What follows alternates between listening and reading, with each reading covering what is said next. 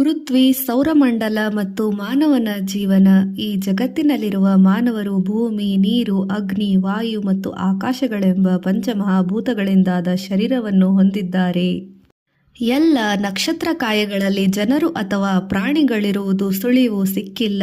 ಕೆಲವು ಭೂಮಿಯಲ್ಲಿ ಮಾತ್ರವೇ ನಾನಾ ರೀತಿಯ ಪ್ರಾಣಿಗಳು, ಸಸ್ಯಗಳು, ಜಲಸಂಪತ್ತು ಹಾಗೂ ನೈಸರ್ಗಿಕ ಸಂಪನ್ಮೂಲಗಳ ಜೊತೆಗೆ ಮಾನವರು ಇರುವುದು ಕಂಡುಬಂದಿದೆ.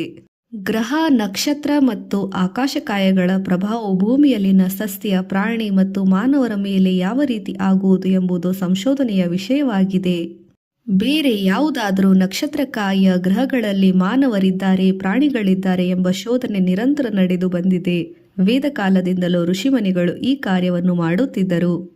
ಇಂದು ವಿಜ್ಞಾನಿಗಳು ಸಹ ಸಂಶೋಧನೆ ಮುಂದುವರೆಸಿದ್ದಾರೆ. ವಿಶ್ವದಲ್ಲಿ ಇಂದು ರಾಕೆಟ್ ಅನ್ನು ಉಪಯೋಗಿಸಿ ಉಪಗ್ರಹಗಳನ್ನು ಹಾರಿಸಿ ಅನ್ಯ ಗ್ರಹಗಳ ಶೋಧನಾ ಕಾರ್ಯ ಮಾಡಲಾಗುತ್ತಿದೆ. ನಮ್ಮ ಜೀವನದಲ್ಲಿ ಯಾವುದೇ ಕಾರ್ಯವನ್ನು ಆರಂಭಿಸುವಾಗ ಅನುಕೂಲವಾದ ಗ್ರಹ ತಾರೆಗಳ ಬಲವನ್ನು ನೋಡಿಯೇ ಕಾರ್ಯ ಮಾಡುವುದು ಪ್ರಗತಿಶೀಲ ಕಾರ್ಯವೆಂದು ನಂಬಲಾಗಿದೆ. ಪ್ರತಿದಿನ ಮಾಡುವ ಕೆಲಸದಲ್ಲಿ ಸರಿಯಾದ ಫಲ ಸಿಗದಿದ್ದಾಗ ಭವಿಷ್ಯದಲ್ಲಿ ಆಸಕ್ತಿ ಮೂಡಿ ಗ್ರಹ ತಾರೆಗಳ ಕಡೆಗೆ ಮನಸ್ಸು ಮಾನವರ ಓಡುತ್ತದೆ.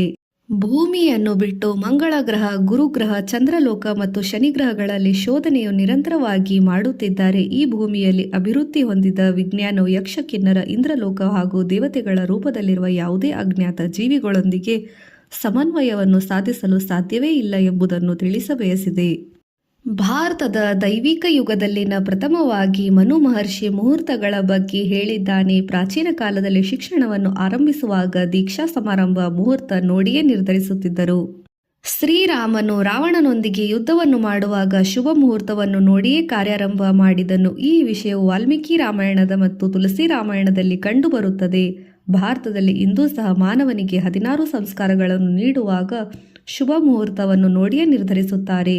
ಅನ್ನಪ್ರಾಶನ, ಉಪನಯನ, ವಿವಾಹ, ಗೃಹ ಪ್ರವೇಶ ಮುಂತಾದವುಗಳೆಲ್ಲ ಶುಭ ಮುಹೂರ್ತಕ್ಕೆ ಬಹಳ ಪ್ರಾಶಸ್ತ್ಯ ಕೊಡುತ್ತದೆ.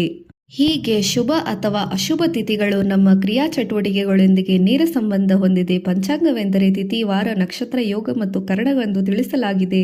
ಈ ಪಂಚಾಂಗದ ಮೂಲಕವಾಗಿ ವರ್ಷಾರಂಭದಲ್ಲಿ ಮಳೆ, ಬೆಳೆಯ ವಿಚಾರವನ್ನೂ ತಿಳಿಯುವುದು. ಸೂರ್ಯೋದಯ, ಸೂರ್ಯಾಸ್ತದ ಬಗೆಗೆ ಜನರು ತಿಳಿಯುವರು. ಗ್ರಹಗಳ ಸಮಯದಲ್ಲಿ ಪುಣ್ಯ, ಸ್ನಾನ, ಭಕ್ತಿ, ಸೇವೆ, ಪೂಜೆ, ಜಪ, ಹರಿ ಹಬ್ಬ ದಿನಗಳನ್ನು ಮಾಡುತ್ತಾರೆ. ಈ ರೀತಿ ನಕ್ಷತ್ರ, ರಾಶಿ, ಗ್ರಹಗಳ ವಿಚಾರವು ನಮ್ಮ ಜೀವನದಲ್ಲಿ ಸೇರಿಕೊಂಡಿದೆ. ಸೌರಮಂಡಲ ಹೇಗಾಯಿತು? ಪ್ರಕೃತಿ ವಿಜ್ಞಾನಿಗಳು ತಮ್ಮ ಸಂಶೋಧನೆಯ ಮೂಲಕ ಈ ಸೌರಮಂಡಲವನ್ನು 3000 ಕೋಟಿ ವರ್ಷಗಳ ಹಿಂದೆ ಕೇವಲ ಪ್ರಚಂಡ ಸೂರ್ಯನು ಮಾತ್ರವೇ ಇದ್ದನು. ಕಾಲಾನಂತರವಾಗಿ ಬೇರೆ ಒಂದು ಸೂರ್ಯನು ಈ ಸೂರ್ಯನ ಸನಿಹವನ್ನು ಹಾದು ಹೋದಾಗ ಗುರುತ್ವಾಕರ್ಷಣದಿಂದಾಗಿ ಬೆಂಕಿಯಂಥ ವಾತಾವರಣ ಉಂಟಾಗಿ ಬಿರುಗಾಳಿ ಎದ್ದಿತು. ಆ ಸೂರ್ಯನು ತನ್ನ ಕಕ್ಷೆಯಲ್ಲಿಯೇ ಹೋದನು. ಆದರೆ ಆಗ ಉಂಟಾಗಿದ್ದ ಬಿರುಗಾಳಿಯಿಂದಾಗಿ ಕೆಲವು ಪ್ರಕಾಶಪಿಂಡಗಳು ಸೂರ್ಯನಿಂದ ಬೇರ್ಪಟ್ಟು ಗ್ರಹಗಳಾಗಿ ಬಿಟ್ಟವು. ಆದರೆ ಅವುಗಳಿಗೆ ಗುರುತ್ವಾಕರ್ಷಣ ಶಕ್ತಿಯ ಕಾರಣದಿಂದಾಗಿ ಮುಖ್ಯ ಸೂರ್ಯನನ್ನು ಸುತ್ತುವರಿಸಿದವು ಅನಿವಾರ್ಯವಾಗಿತ್ತು. ಅಂತ ಹಲವು ತೇಜಸ್ಸುಗಳ ಪಿಂಡದಲ್ಲಿ ಭೂಮಿಯೂ ಸಹ ಒಂದಾಗಿರುವುದು ಎಂದು ಅಭಿಪ್ರಾಯಪಟ್ಟಿದ್ದಾರೆ. ಈ ಭೂಮಿಯ ಹೊರಗಡೆ ಮಂಗಳ, ಗುರು, ಶನಿ, ಯುರೇನಸ್, ನೆಪ್ಚ್ಯೂನ್ ಮತ್ತು ಪ್ಲೂಟೋ ಎಂಬ ಗ್ರಹಗಳಿವೆ. ಒಳಗಿನ ಕಕ್ಷೆಯಲ್ಲಿ ಶುಕ್ರ ಮತ್ತು ಬುಧ ಗ್ರಹಗಳಿವೆ. ಭೂಮಿಯು ಒಂದು ಬಾರಿ ಸೂರ್ಯನನ್ನು ಸುತ್ತುವರಿದು ಬರಲು 3655 ದಿನಗಳು 6 ಗಂಟೆ ಬೇಕಾಗುವುದು. ಈ ವೇಳೆಯನ್ನು 1 ವರ್ಷವೆಂದು ನಿರ್ದಿಷ್ಟಪಟ್ಟಿದೆ. ಹೀಗೆ ಭೂಮಿಯು ದೀರ್ಘ ವೃತ್ತುಲಾಕಾರವಾಗಿ ತಿರುಗುವುದರಿಂದ ಸೂರ್ಯನಿಗೆ ಕೆಲವೊಮ್ಮೆ ಹತ್ತಿರ ಮತ್ತು ದೂರವಾಗುವ ಭೂಮಿಯ ಬಿಸಿಲು, ಗಾಳಿ, ಮಳೆ ಮುಂತಾದ ಉಂಟಾಗುವುದು ತೊಡಗುತ್ತದೆ. ಪ್ರಾಚೀನ ಶಾಸ್ತ್ರಾನುಸಾರ ಸೂರ್ಯ, ಚಂದ್ರ, ಮಂಗಳ, ಬುಧ, ಗುರು, ಶುಕ್ರ, ಶನಿ, ರಾಹು, ಕೇತು ಎಂಬ ನವಗ್ರಹಗಳಿವೆ. ಆದರೆ ಆಧುನಿಕ ವಿಜ್ಞಾನ ಭೂಮಿಯನ್ನು ಗ್ರಹವೆನ್ನದೆ ಬುಧ, ಶುಕ್ರ, ಶನಿ, ಗುರು, ಮಂಗಳ ಮತ್ತು ಯುರೇನಸ್, ನೆಪ್ಚ್ಯೂನ್, ಪ್ಲೂಟೋ ಎಂದು ಗ್ರಹಗಳಿಗೆ ಕರೆದಿದ್ದಾರೆ.